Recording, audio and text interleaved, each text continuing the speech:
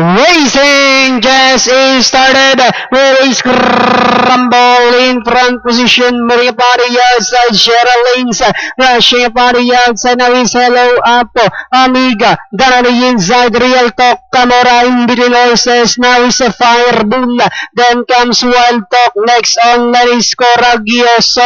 Then followed now by So in the Ring Patron Racing second last. While Burbank is the only trailer by about 20 lengths of the leader. Racing down the backstretch. Two runners now matching their strides together.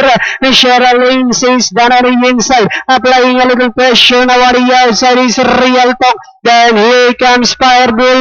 Wild Talk is down on the inside. Amiga comes next, then followed now by Hello Apo. So in the Ring Camera comes next, then comes Coragioso.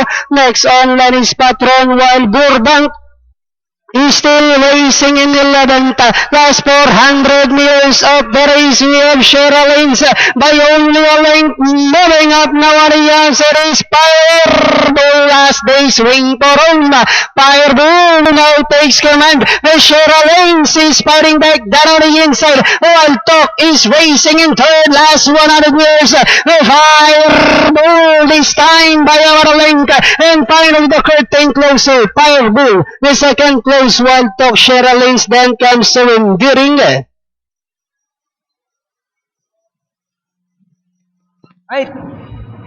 Numero 7, Firebull.